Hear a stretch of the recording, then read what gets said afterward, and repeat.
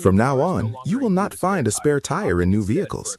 In case of a flat tire, we could drive the car by changing the spare tire in an emergency.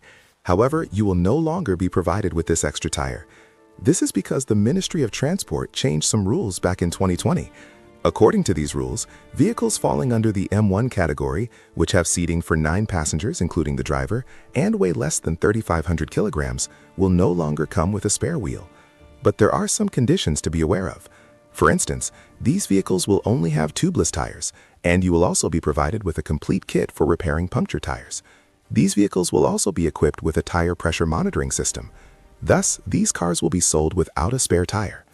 Removing the spare wheel will significantly increase battery space in EV cars, which is why we do not see a spare wheel in models like the Tata Tiago EV, PCH EV, MG Commit, and Windsor.